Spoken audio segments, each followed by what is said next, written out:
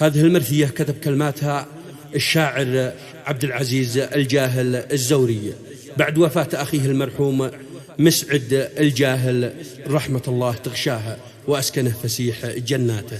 أداء الشاعر أبو حمود الطيري. تسجيل وإخراج استديو ترند ذمار. معز الخلايق وانت يا ربنا المذل، وفاهم لكل إنسان سره ومقصده. لك الحمد يا رزاق وواهب ومكتفل، على قدار تتنزل جماعي ومفرده. معز الخلايق وانت يا ربنا المذل، وفاهم لكل إنسان سره ومقصده.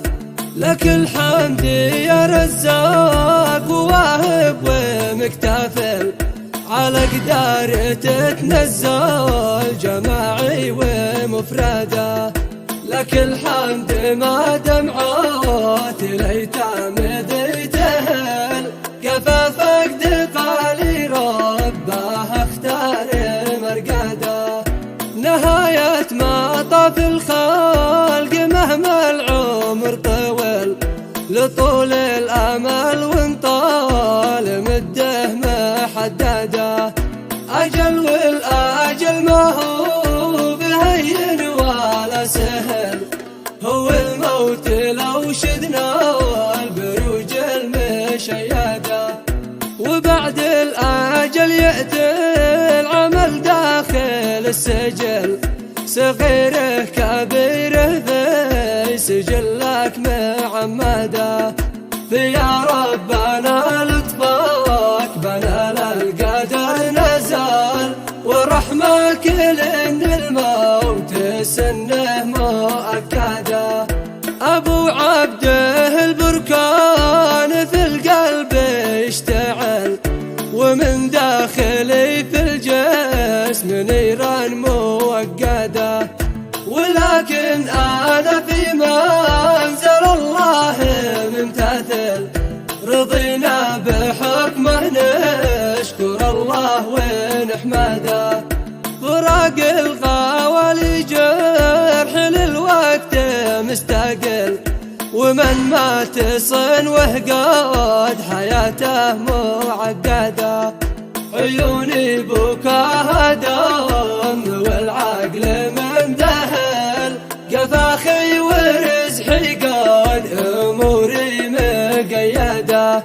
اخي ساعد ذي شال من حيث ذي نشل، وهو كان مسند لي وانا كنت مسنده. أبو صالح المشهور والشامخ المطل، شجاعه مرقه والكرامات في يده. وفي للصاحب يعدي وباروته مظل، وله بخصمه والجنود المجنده. ويستحرم الصاحب ولا في الصاحب يمل، ويقطع ويبضع في قضايا مجمده. وما بيننا والله ما يتباع العجل، يشل الثقيل فوقه ويسعد ما نسعده. قضى العمر متصبر ويشهد له المحل، مع أولاد عمي بالرقاب المسدده. راح بندقه واختار مهدي على عجل، ويحكم على ما في البصاير محدده. رعى الله من يعرف وفي صاحبه يجل، وقد كل شي واضح بظهر المسوده.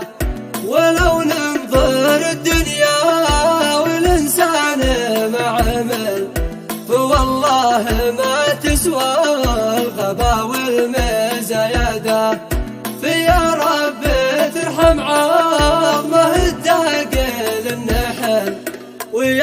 ربي يسكن في الجنان المخلدة.